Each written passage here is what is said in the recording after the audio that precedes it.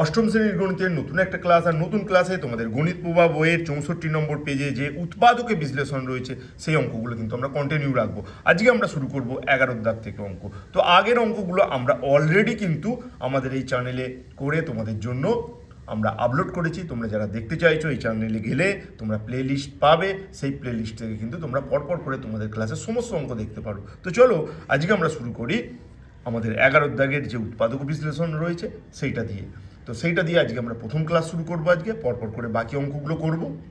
দেখো 11 দাগে যে উৎপাদক বিশ্লেষণটি রয়েছে সেটি অত্যন্ত গুরুত্বপূর্ণ একটি অঙ্ক, মন দিয়ে শেখো। তো প্রথমে আমি কি করব, দেখো এখানে এক্স কিউব তো লিখবো, এখানে যে -9 এই ওয়াই কিউব আছে এটাকে ঠিক আমি এইভাবে ভেঙে নেব, -y কিউব -8 ওয়াইয়ের কিউব, ঠিক এইভাবে ভেঙে নিলাম। দেখো ভালো করে লক্ষ্য করো, আমরা -y কিউব আর -8 ওয়াইয়ের কিউব, এটার মানে কিন্তু দুটো যেহেতু একই সাইন, এদের যোগ করতে হবে। একটা ওয়াই কিউব 8টা ওয়াই কিউব যোগ করলে 9টা ওয়াই কিউব হয়, আর এখানে মাইনাস সাইনটা বসবে। তাই জন্য -9 ওয়াই কিউব সমান আমি কিন্তু লিখতে পারি ওয়াই কিউব -8 ওয়াই কিউব।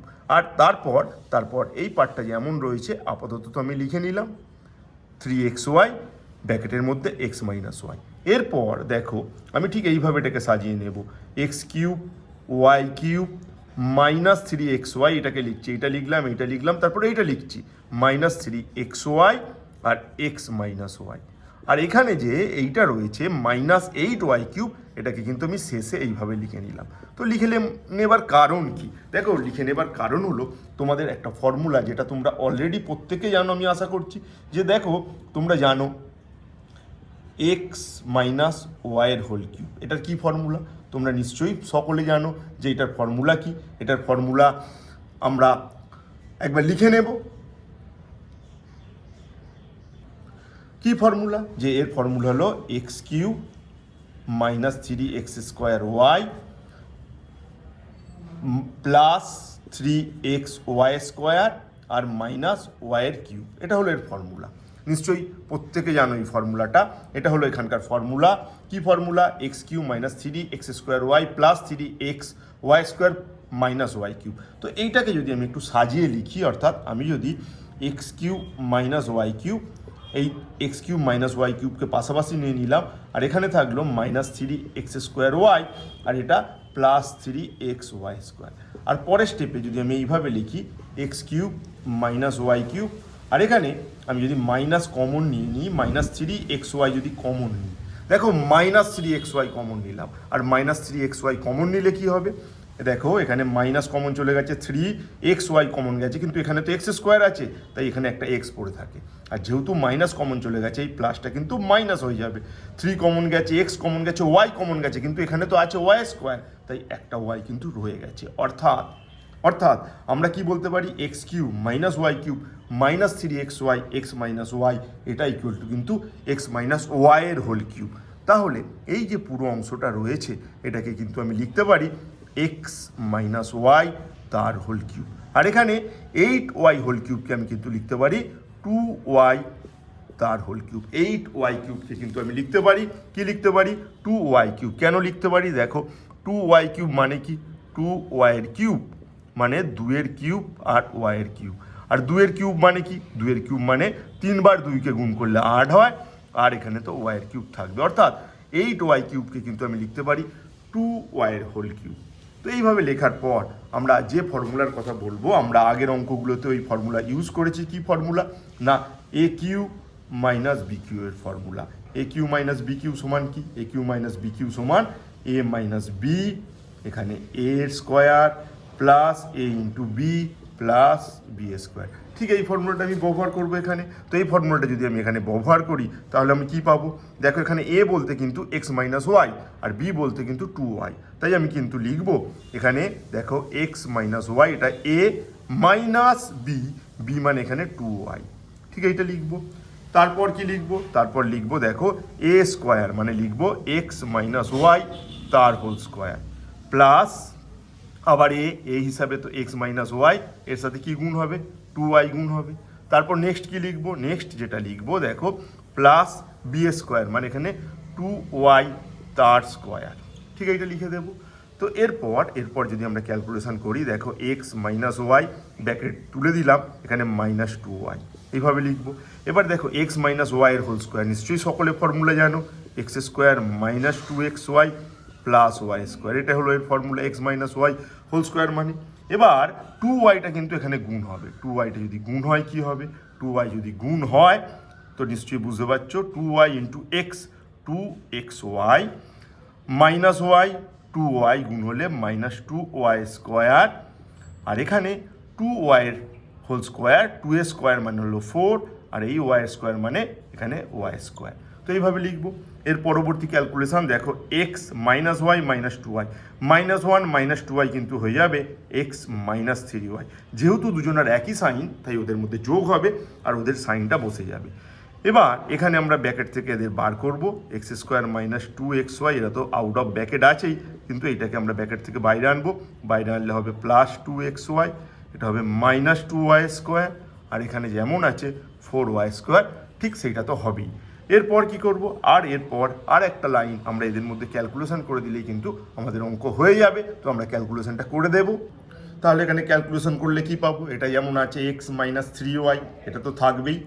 আর এখানে দেখো মাইনাস 2xy প্লাস 2xy, এরা পরস্পর কিন্তু ক্যান্সেল হয়ে যাবে, আর ক্যান্সেল হয়ে গেলে এখানে শুধু এক্স স্কোয়ার, আর এখানে দেখো plus y square minus 2y square, এই ক্যালকুলেশনটা ভালো করে দেখো, প্লাস ওয়াই স্কোয়ার তারপর এখানে মাইনাস 2y স্কোয়ার, তো দুটোর আলাদা চিহ্ন, তার জন্য 2 থেকে যদি একটা ওয়াই স্কোয়ার বাদ দাও ওয়াই স্কোয়ার হবে, আর যেহেতু এটা বড় নাম্বার এর মাইনাসটা বসবে।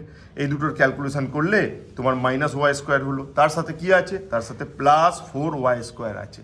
তো দেখো আবার দুজনের আলাদা সাইন হলে এই ক্ষেত্রে বিয়োগ করতে হবে, 4 থেকে একটা বাদ গেলে 3y স্কোয়ার, আর বড় যে তার সাইন বসবে অর্থাৎ প্লাস 3y স্কোয়ার। তো এই ক্যালকুলেশন তোমরা সকলেই জানো আশা করবো, প্লাস 3y স্কোয়ার, তাই এখানে আমি বসিয়ে নেব কিন্তু প্লাস 3y স্কোয়ার। তো এইভাবে সহজেই আমরা 11 দাগের উৎপাদক বিশ্লেষণটা করে ফেলতে পারি।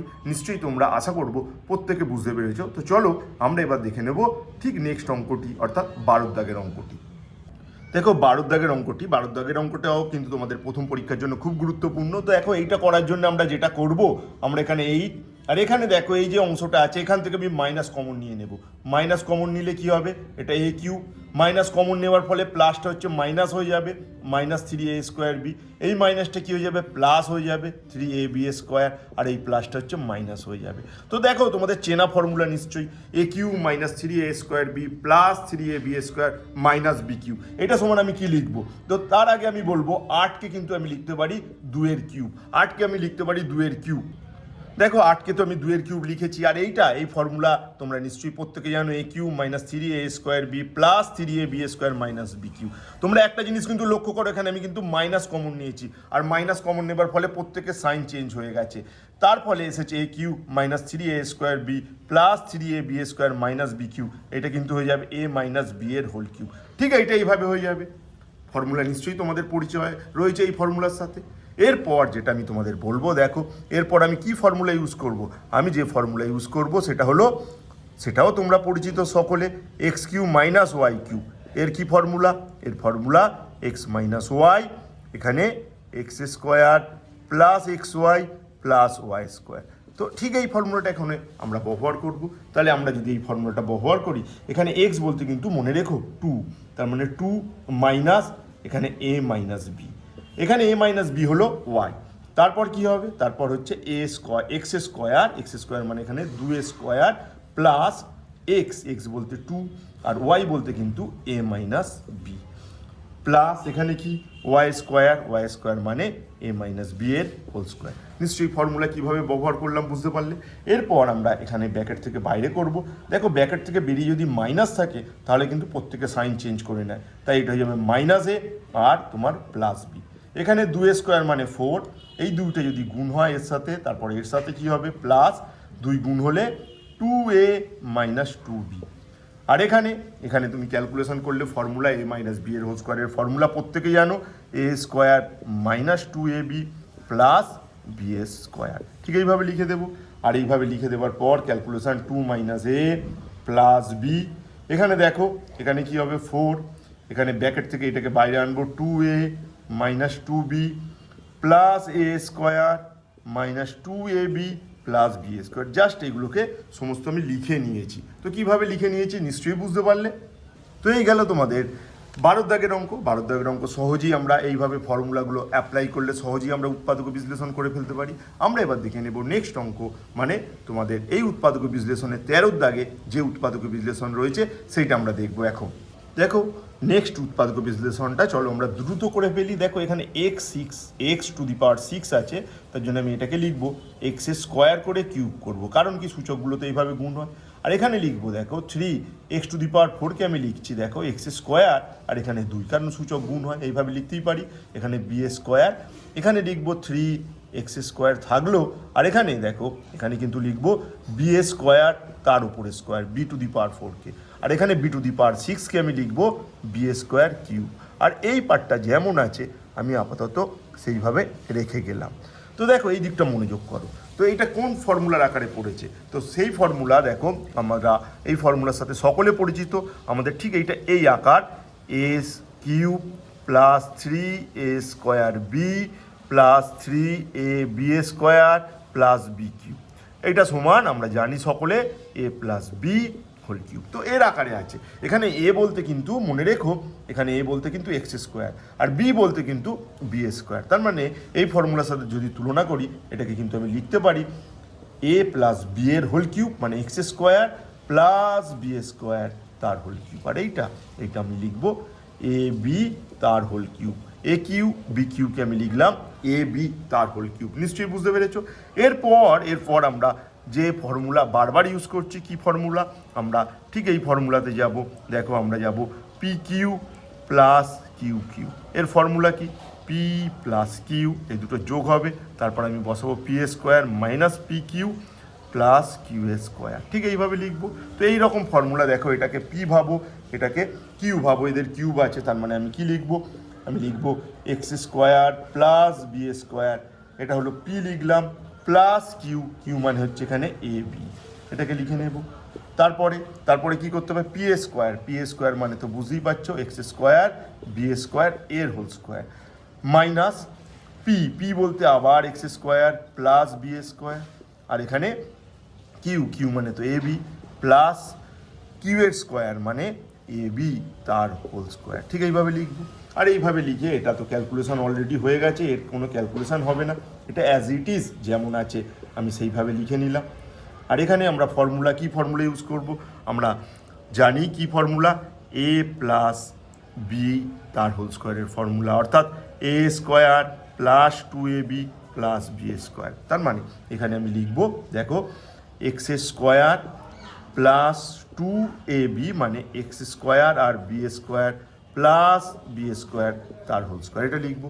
তারপর কি করব, এই যে এ বি কিন্তু এর সাথে গুণ হবে, তো গুণ হলে কি হবে দেখো, গুণ হলে প্রথমে এক্স স্কোয়ারের সাথে এ বি গুণ হলে A B x square plus A B যদি এর সাথে গুণ হয় এখানে এ থাকবে, এখানে দুটো বি, এখানে একটা বি, এখানে বি স্কোয়ার 1, সূচকগুলো যোগ হয়ে যায়, তার মানে 2 আর 1 এখানে কি হয়ে যাবে বি এর কিউব, এটা হবে প্লাস এখানে হোল স্কোয়ার আছে বলে এটাকে আমি লিখে নেব এ স্কোয়ার বি স্কোয়ার।